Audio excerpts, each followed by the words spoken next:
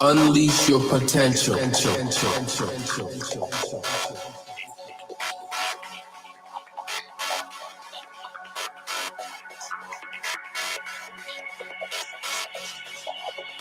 Unleash your potential, reach for the stars, electric dreams align, show them who you are, unleash your potential.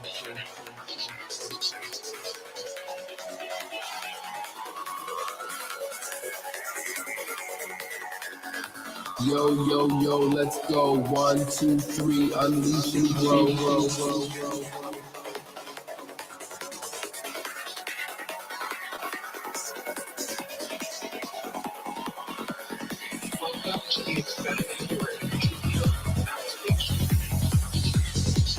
Embrace the vibe, set it free, your potential unlocked, just believe.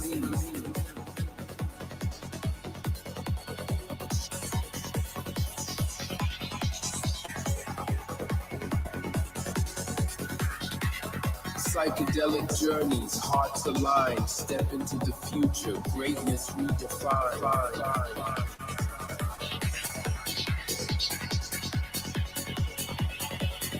Unleash your potential, set your dreams free. In a world of stars, become who you want to be.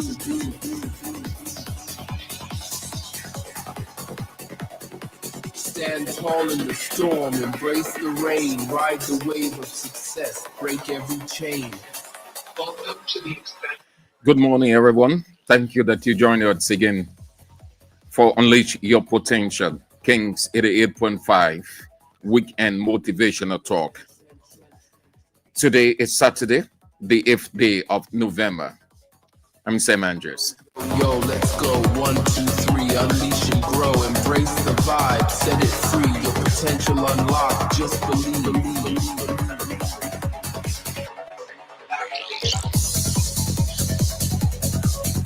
Unleash your potential.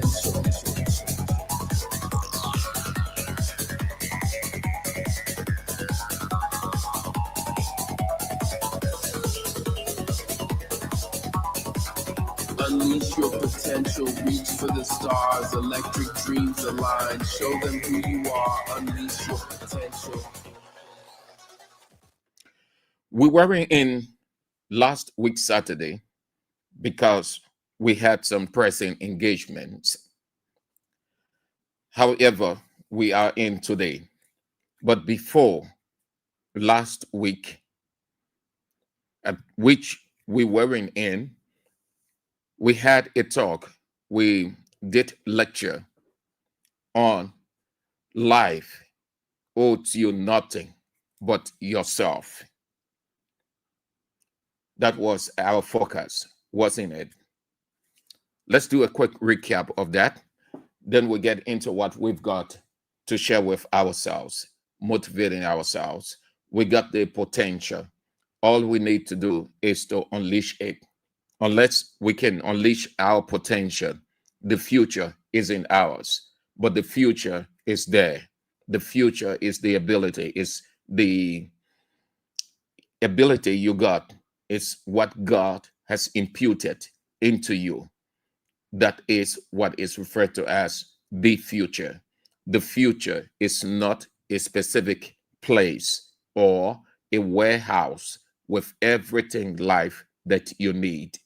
The future is the imputation or the ability that God has given you to excel. Life is not a guarantee. This is just a short recap, then we get into today's talk. Life is not a guarantee, not a specific outcome or benefits. Life isn't automatic, isn't scientific. You've got to pursue. You've got to come out of your comfort zone. You got to know that you got the potential, and success lies with you, not depending on the next person to give you success, but success is within your reach. You get that by unleashing your potential into work, depending on the kind of situation you got. Hard work helps, working hard, being the best version of yourself that you are. It only needs yourself to bring out the best version of yourself to have success. There is no guarantee also that you are entitled to success, because success is not an entitlement. It is not an inheritance. Success is only an entitlement when you entitle yourself to pursue it. Success is not an inheritance. It only becomes an inheritance when you position yourself to have it. Success is not unto a specific people or a specific person. Success, breakthrough, whatever, it's unto everybody. It is for everybody to take. Why it is for everybody to take? Because everyone has the ability. It is not an entitlement. You want prosperity, it wouldn't come because you feel impressed. It wouldn't come because you talk about it. It wouldn't come because you think you are a living person. It comes when you go after it. I like to remind ourselves always this line from Malcolm X, the late Malcolm X. He said, if you develop a sit-down attitude, you get a sit-down result. Martin Luther King said, even if you build your house in the wood, the wall will make a beating path through your door. What he meant by that is, unless you can unleash your potential, the ability that God has given, everything in you, once you can bring it out, the wall pursues you. And once the wall is pursuing you because of your ability, success is inevitable unto you. You have only to take ownership of your life.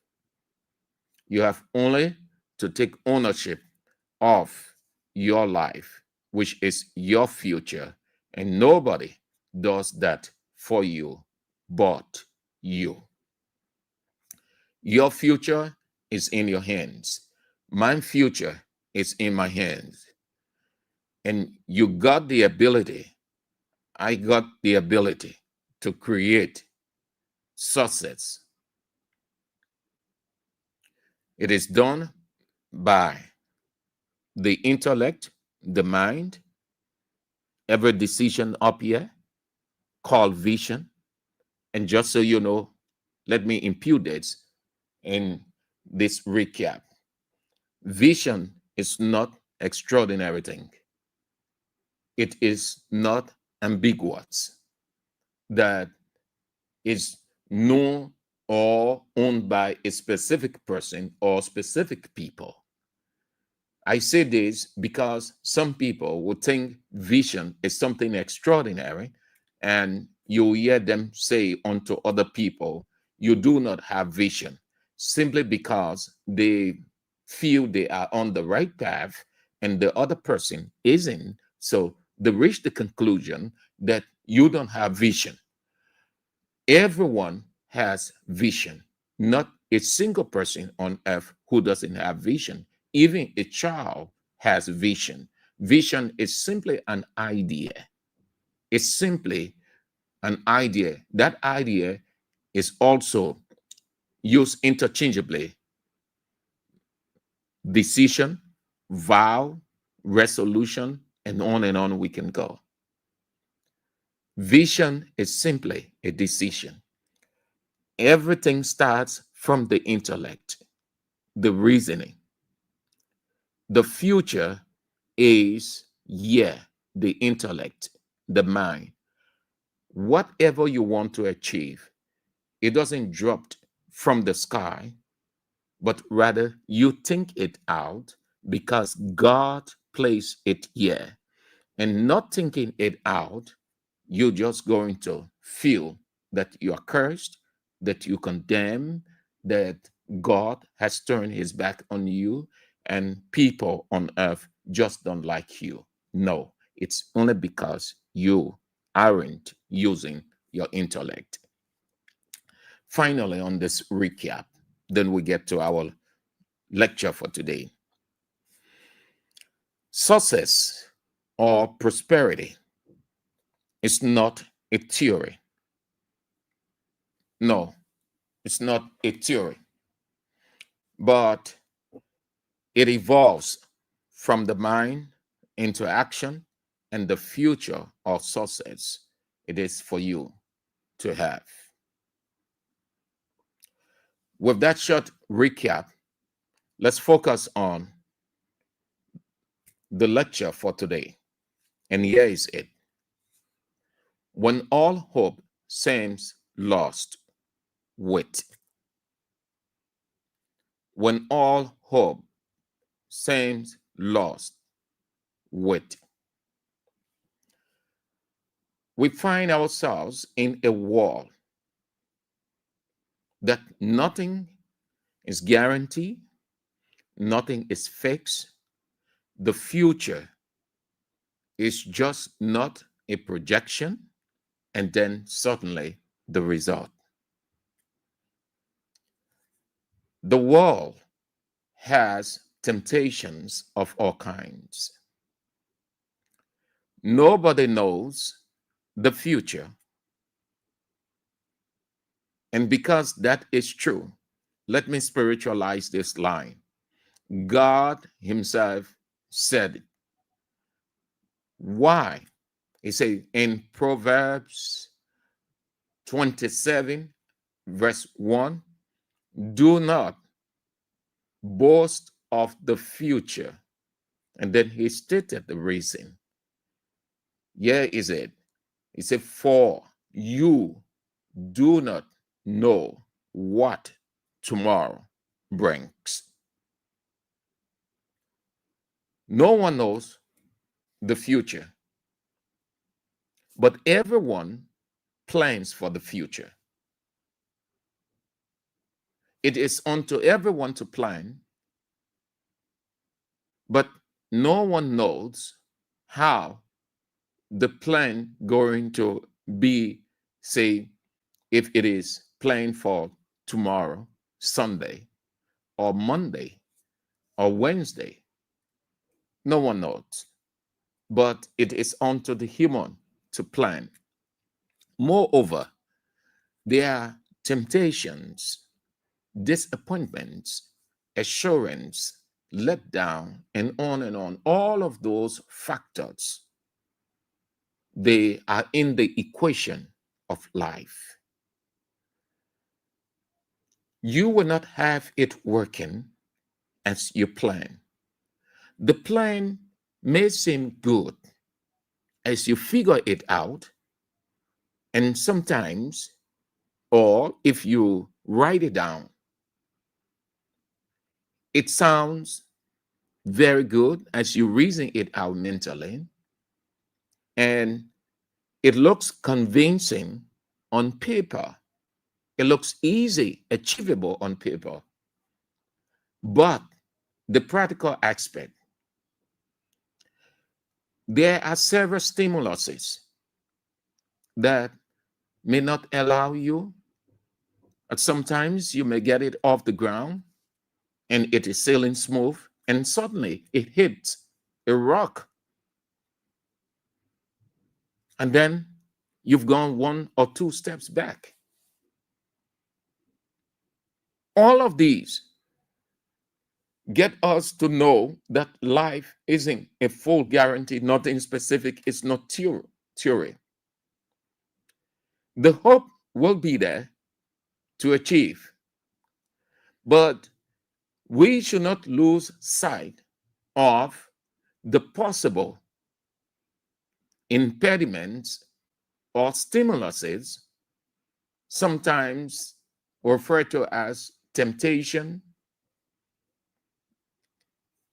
The plan is in place, it's off the ground, and then along the way something happens.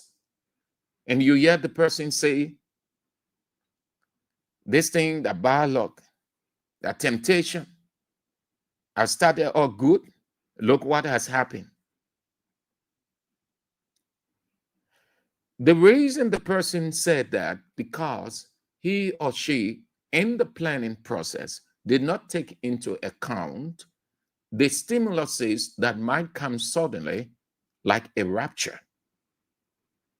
That's why planning is never without visioning some of those things that will happen. It doesn't say that you are faithless, but it only means you got the plan, but the future, what lies within it, all of those stimuluses or factors in different forms that might serve as hindrance, you have no control.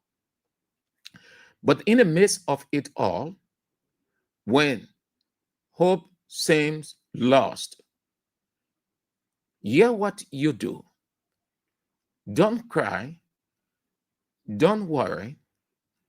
Don't move to friends in the community or at the office or wherever, explaining all over. Just wait. And when we say wait, we're not telling you to just sit down.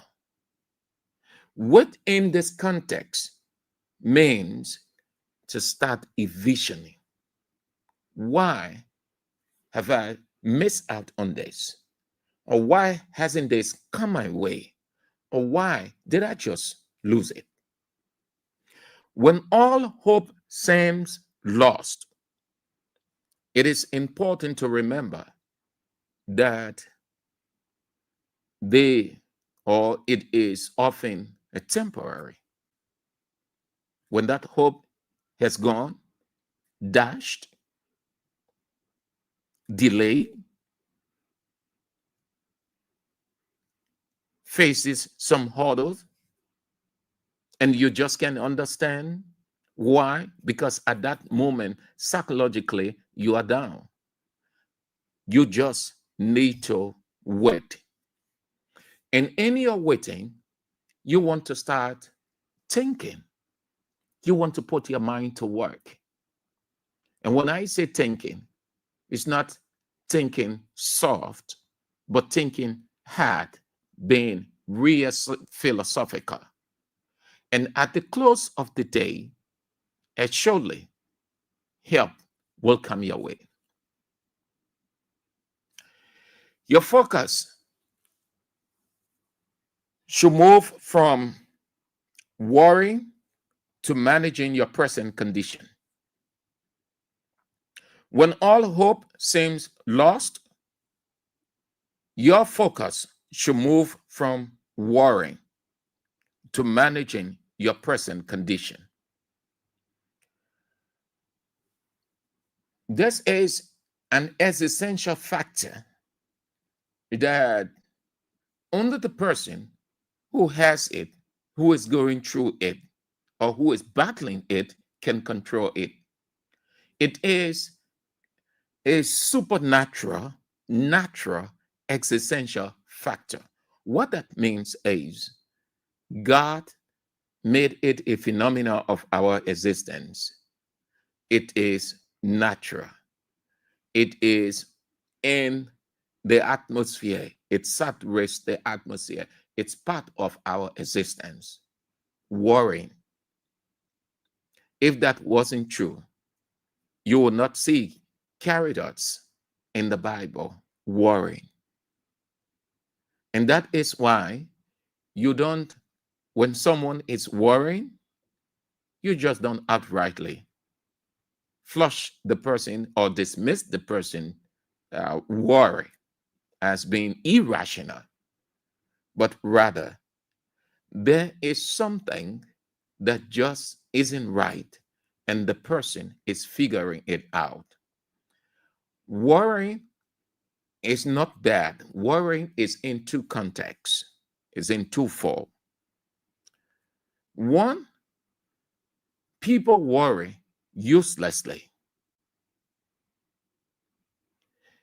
Two, you worry to get a solution. That's when you see the person is pondering, asking several rhetorical questions. What the person is doing, he or she is worrying, but that kind of worry is to get a solution to overcome what has set into the plan. That kind of worry is irrational worry because the person has put on his philosophical cap and is trying to find a solution to the problem. You find it all over, everywhere. It's all around us. Just look around, you'll see it. The boss is in the office, certain things is happening, and he's pondering.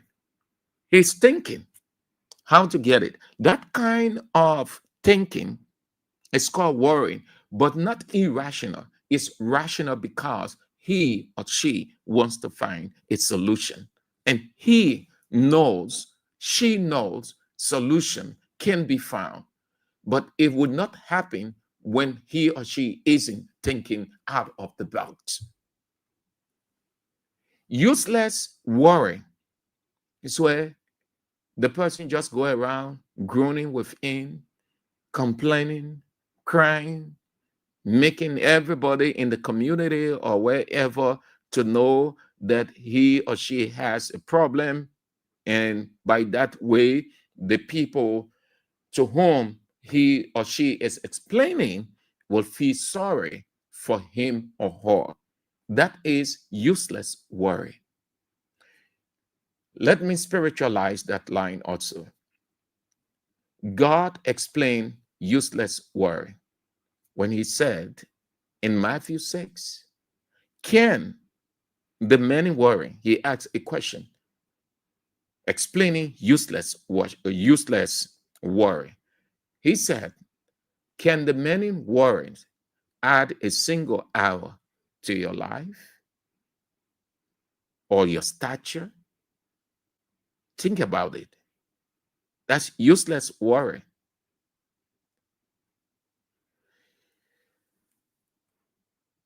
Don't worry over. Don't engage rather in useless worry. Provoke yourself into rational worry, and you will find a solution. When all hope seems lost, worry, but let the worry be a rational one. Yes, let it be a rational one. Focus your attention on managing your present condition and not just worrying uselessly. You do not buy. You do that by taking small, manageable action. Take small, manageable action. A situation you can manage as you try to find solution when all hope seems lost. Remember now, the expression is not all hope is lost. It said, when all hope seems lost, meaning all hope hasn't lost, but that's what it seems like. And that's how some people picture life. Life is before them, future is before them. But because they have this irrational thought, they soon conclude that no. So you hear people say, I can't understand my life. I just want to give up. I just want, let something happen to me. Let me die. I think God has forgotten about me. You hear those lines. but the future is before them. But because they refuse to take small, manageable action, small, manageable action helps you to come out gradually. And as you do, you see the light at the end of the tunnel. Another thing, when all hope seems lost, just wait. Just wait. Waiting is good. Waiting is good, or wait is good. Wait is good. Wait is being hopeful and getting you ready for the future. Wait isn't a bad thing. It's, it is a desirable thing. It becomes undesirable when you think it is not desirable to think in your waiting. You can wait, but what good is the wait when you aren't taking action? Waiting is good, not bad. Nor does it mean you are giving up when all hopes or hope seems lost. Certainly not. It only means that it's the time that you have to think out of the box, think real good, think hard. For therein you shall find solution. It is not unto anybody to just walk from where he or she is, assume that you are worrying, assume that all hope seems lost, and they take on your responsibility. When all hope seems lost, just wait. Solution is on its way. God will be leaning in your direction, you can tell. And he did that for many people. One of the ways you can wait when all hope seems lost and you need a better future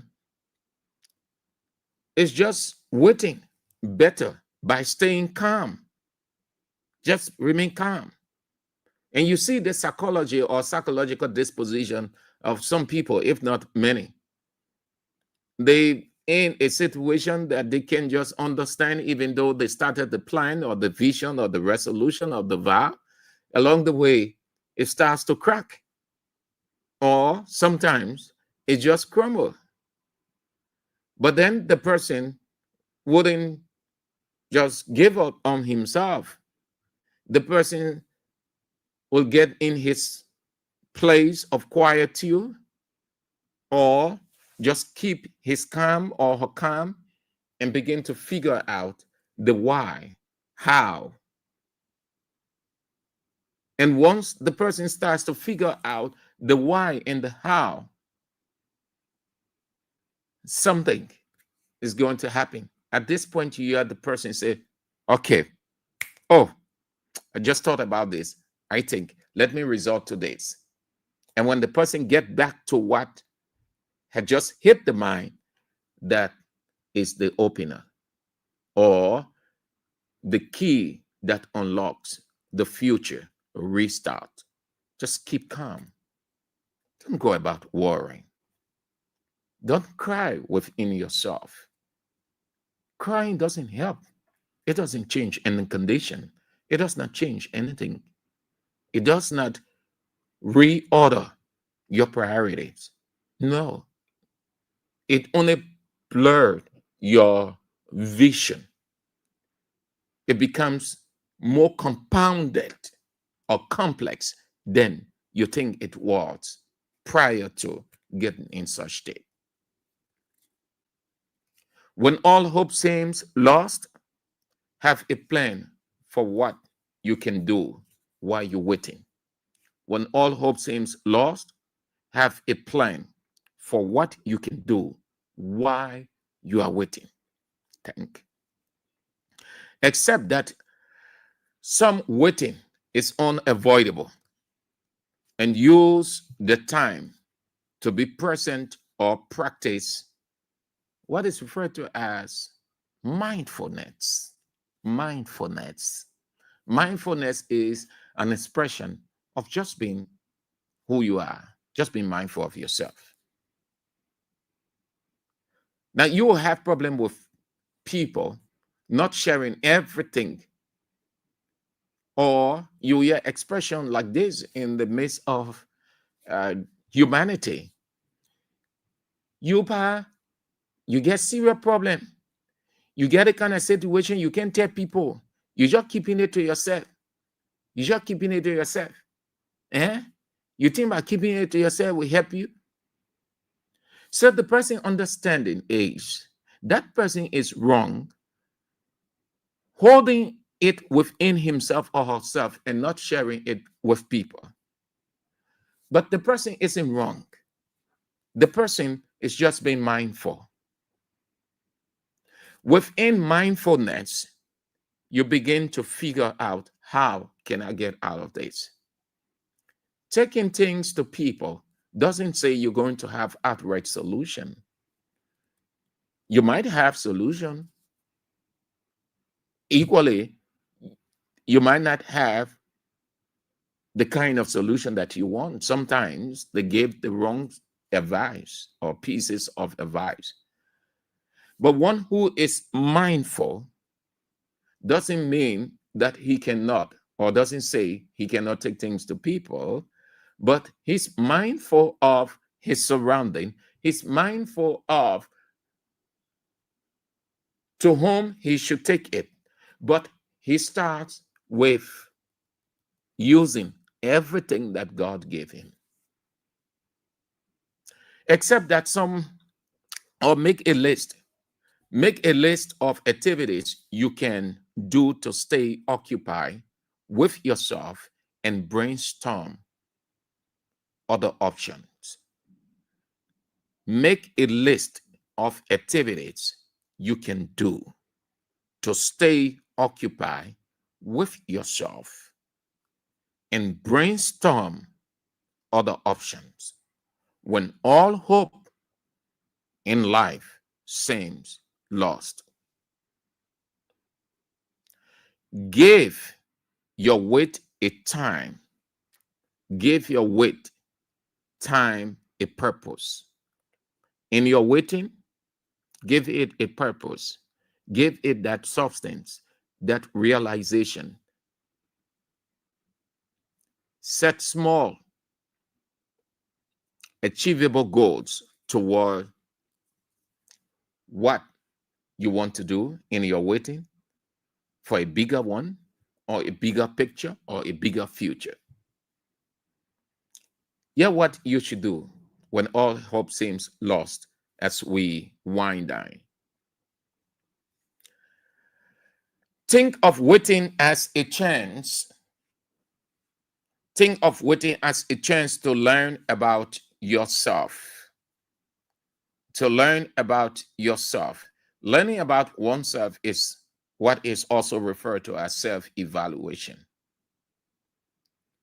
When you focus too much on what's happening or why things aren't happening, and you tend to blame shifting and excuses and not looking at yourself, you're not going to come out of that situation. And this, I see it as a fact, a reality in our culture.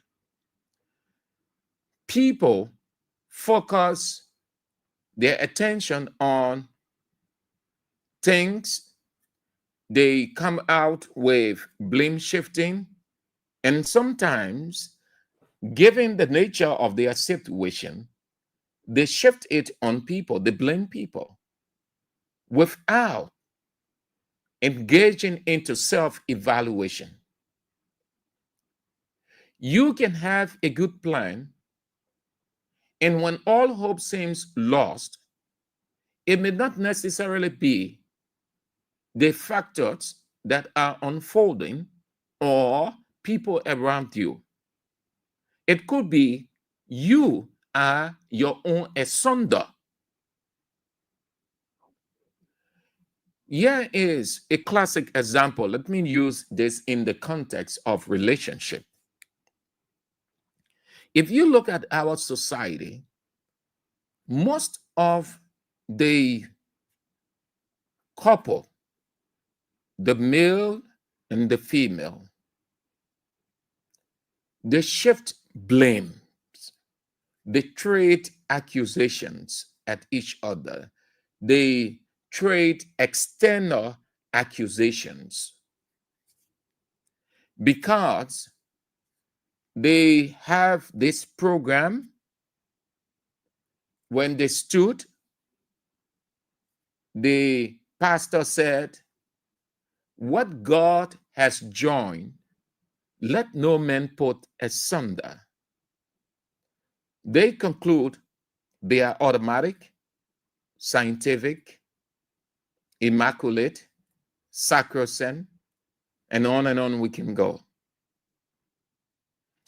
So when the relationship starts cracking, nearing crumbling, they soon take off their attention to people outside or people within, not evaluating themselves that why this relationship isn't flowing as the way. Am I the problem? What is it? How have I been?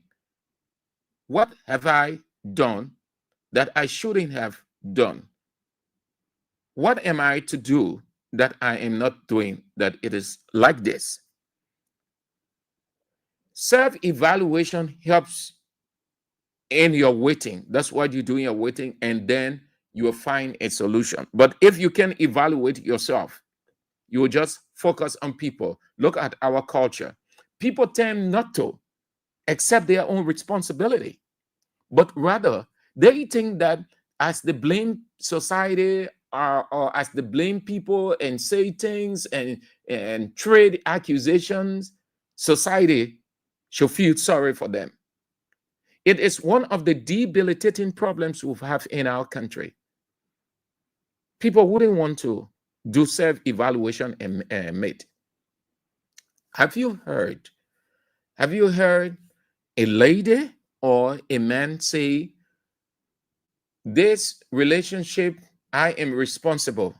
I, Cynthia Johnson, I am responsible for this, for losing this man because of my fault, my reckless attitude, my don't care attitude, my irrational thought, just didn't evaluate myself. I shifted blames here and there." Have you heard a man said honestly that I am responsible for losing that good woman because I have this, I did this, I should not? Have you? Nobody.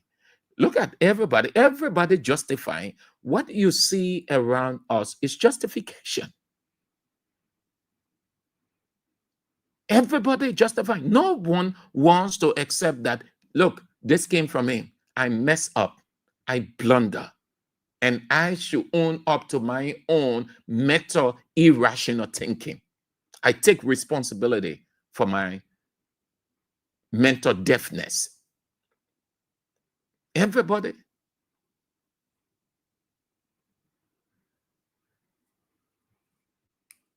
That's how I work. Think of waiting as a chance to learn about yourself. That way you will know how to charter a new territory going into the future. Do not dwell on the past. When all hope seems lost, do not dwell on the past. The past is the past. Thinking about the past is only in memory. It doesn't bring it back. Something happens, you think about it, that's when it is alive. And this has gotten many people into serious problem. Yes, another spiritual line. If God said the past is the past, do not dwell on it, and you keep dwelling on the past, it means that's where you're going to be. That's where you're going to be because you establish a covenant with the past. Don't dwell on the past. When all hope seems lost, it's history now. Psychologists say only thinking about it keeps it alive in memory, but nothing done in the past will ever come into the present. It's over, it's finished. That's why it is referred to as past. Do not dwell on the past or worry about a bleak future. Don't dwell on the past. Don't think of bleak future or doubt for future. That I experienced this, all hope is lost. What am I going to do? If I engage in this, it will not work. If I start this business, it's not going to work. You are painting a bleak picture. I don't know whether that is prophecy, but the pastors can say that is prophecy. But if you look at it carefully, when it doesn't work, then it becomes a self-fulfilling prophecy. When you paint a bleak future of yourself, you have put on self-defect. So to start, to get out of your waiting, attempting anything, you will be doubtful. And you hear that in our society. You hear the ladies say, with this thing that happened to me, I don't think I can do this. I don't think I can do business again. I don't think I can do anything. I know, but I just give up, man. And guess what? It is going to become a self-fulfilling prophecy. Self-fulfilling prophecy is where you say you can, and you make sure you can, and you make sure it doesn't, and it becomes the reality. That prophecy is fulfilled.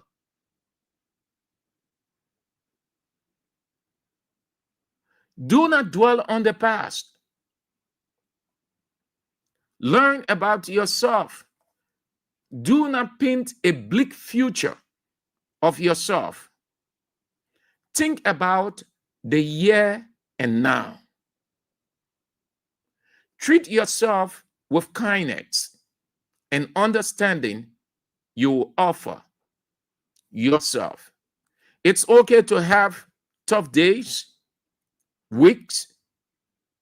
Listen, but it doesn't say all hope is lost. Difficult times are part of life.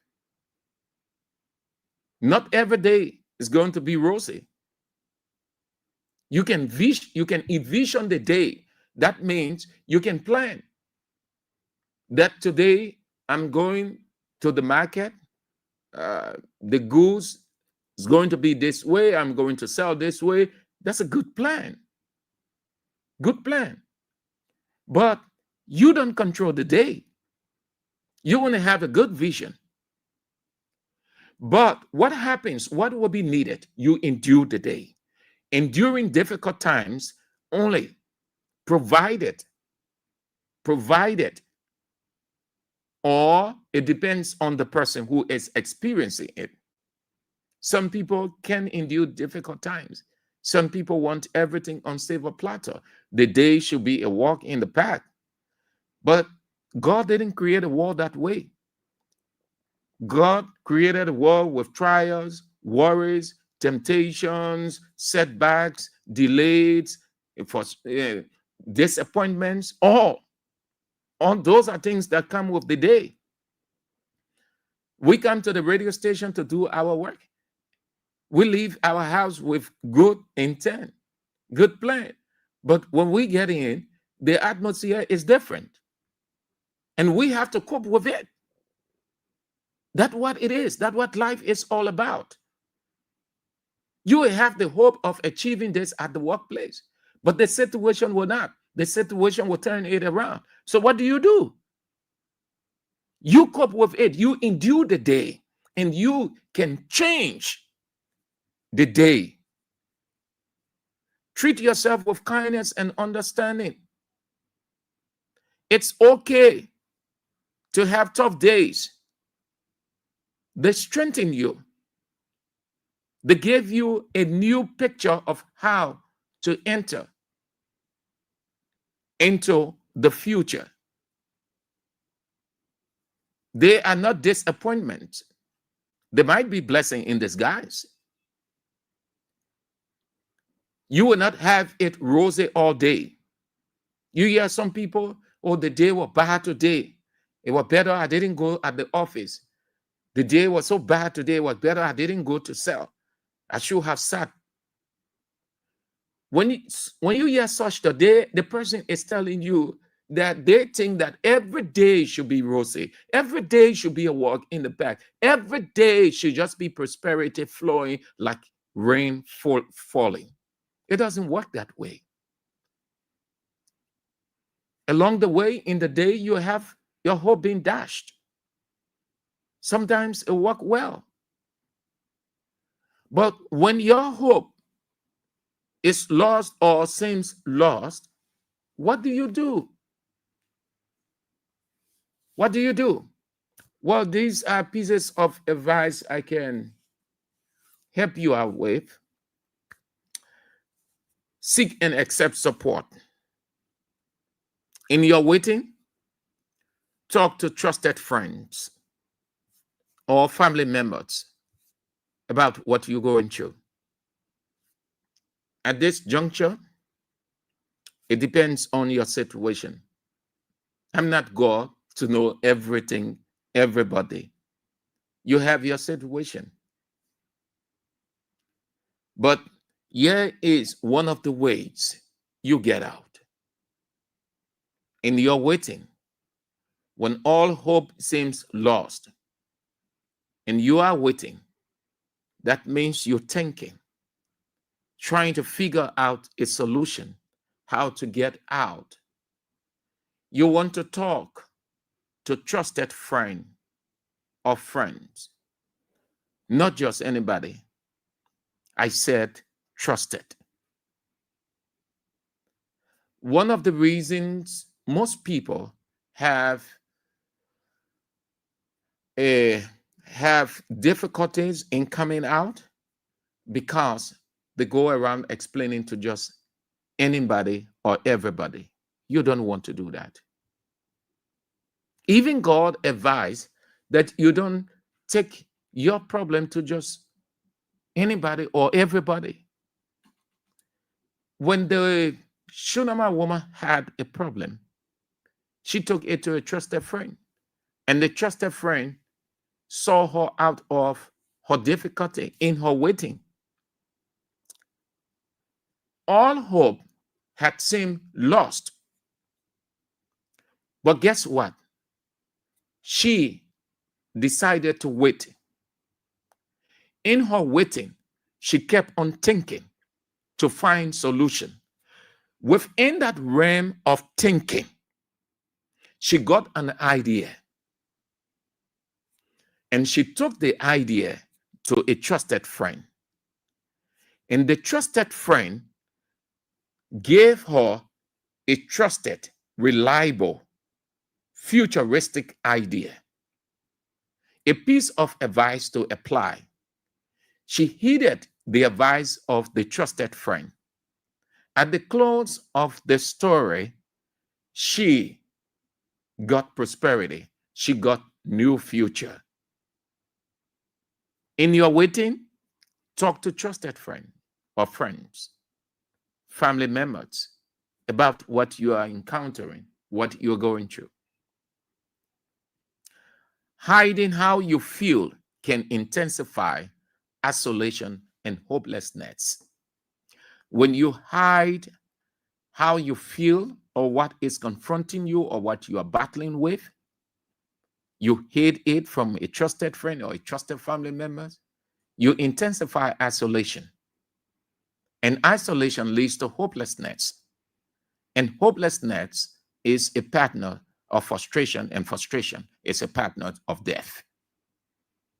I cannot tell you how too many people going through this kind of situation, they end up giving up. psychologically. Some die from the frustration. They isolated themselves. And even as we're delivering this lecture, people are going through this. They are in a state of self-isolation. They lock themselves out up in their house or their room and say they don't want to be bothered with anybody. And they think by isolating themselves is going to work. But it doesn't. It only keeps you worrying and worrying and worrying. When all hope seems lost, wait. The wait there simply means begin to think. Begin to think the how and why you are in it, or you have experienced it, or it is confronting you, or you're battling it to get out. The lady had a serious problem. All hope seems lost. But what was the atmosphere? She decided to wait. In that waiting, she started to think hard and out of the box. In that thinking, an idea came to her mind. There, she soon realized that she needed to take such an idea to a trusted friend. She, in her waiting, took that idea to a trusted friend. Having explained, the trusted friend advised her, this is what you should do, and you will come out of that problem. Though all hope seems lost, but there is hope. Use this. She heeded the advice of the trusted friend. She applied what the trusted friend told her, and she came out of it. Don't isolate yourself. Had she isolated herself, the problem will have compounded. It will have become more complex, and it will have gone into a debilitating psychological state. And what happened? She could have died. Too many people in our country, Liberia, they are under the ground from that. Hiding your feeling can intensify isolation and hopelessness. Don't isolate yourself. In your waiting is not to isolate yourself. In your waiting is to think hard how to get solution, how to come out. While you wait, know that there is a high likelihood of success and happiness in the future awaiting you. Be hopeful. Put on the belief that good things will happen for you, and there is a reason to be hopeful. When all hope seems lost, you have the potential necessary to be successful because you are useful and happy in life. When all hope seems lost, just wait. And in your waiting, be of good courage of yourself, that you will have a better future. That's life right there. Just wait. Didn't God himself say it? God himself said it. He said, wait. And in your waiting, be of good courage. When you are waiting, just have courage is hope. Hope is courage.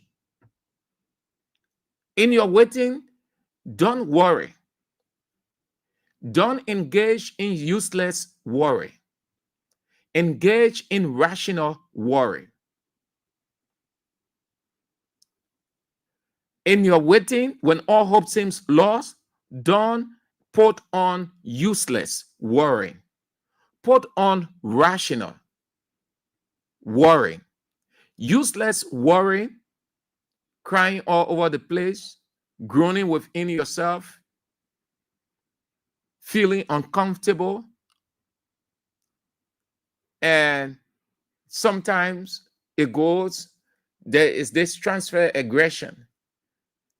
When somebody says something because you anger within, and then you start to use some words on them or fend them off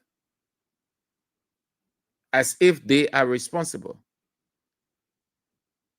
Useless worrying is just useless.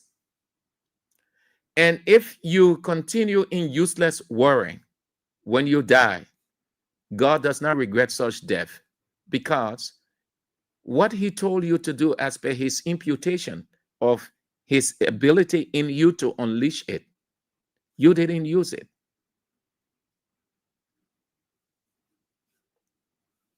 Wait. In your waiting, engage in rational worrying. Begin to figure out, think. The lady in a terrible situation. She's at the brink of losing. She had already lost her children.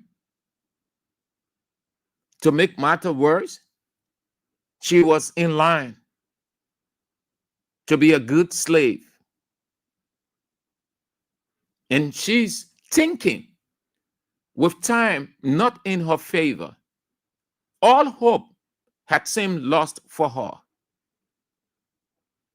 But she kept on, she put on rational worrying. She put on rational worrying. Start to think how to get out of this, how to find solution. She didn't cry. She didn't go groaning all over the place. She didn't put on anything temper tantrum to be so self-insulting and condemning and all kinds of stuff. She kept her calm and started to think, using that waiting period to rationalize how to find solution out. And then an idea came to her mind and said, this I must do. But let me take it to a trusted friend. And she took it to a trusted friend. She did not isolate herself. She did not put any hopelessness on herself. There isn't anything called hopelessness. It only becomes hopeless when you think that you should not. It's just like you ought to make an attempt and you refuse to make the attempt. So since you do not make any attempt, nothing going to happen. That's hopelessness right there. You feel that you should not. When all hope seems lost, wait. Just wait.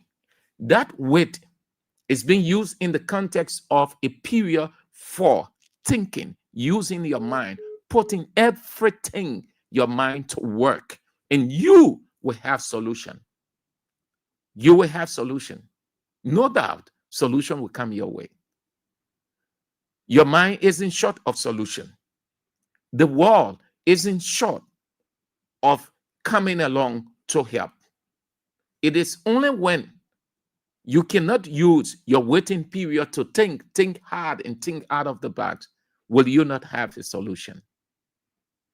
There are too many people in this country of ours that find themselves in terrible situations of all kinds. Hope had seemed lost. Some of them, hope was nowhere to be found, gone from them. But guess what? They engaged into rational worrying, even though it was having a toll on them, but they kept their composure. They kept their calm and started to think in their waiting, and they found a solution. The lady would say, oh, okay, good. Thank God this idea came to mind. Let me apply this. But before then, let me go and share it with this person. And goes there and say, oh, yes, that's good. Do it this way. Pop, the lady is out. She starts to experience good life. When all hope seems lost, wait. Thank you for being with us this morning. for Kings 88.5 weekend motivational talk, Unleash Your Potential. Please join us next week, Saturday at 8 if you can. Thank you. I'm Sam Andrews. Take care of yourself now. Don't worry. Don't allow anything to overwhelm you. Whenever you are going through whatever situation you got, just give yourself a waiting period. And in that waiting period, think and solution will come. Feel comfortable, feel joyful. Life is unto you. Unleash your potential. Have a nice weekend. Thank you ever so much, great people. I'm Sam Andrews.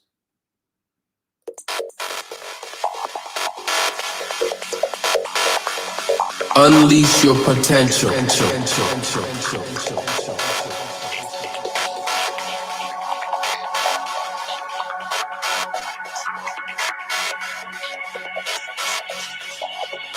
Unleash your potential, reach for the stars, electric dreams align, show them who you are, unleash your potential.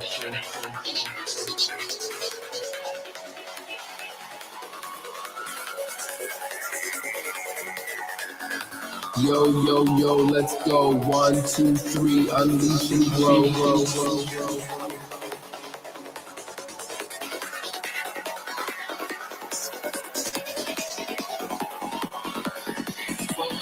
This is Kings 88.5. We are transmitting from Central Moravia.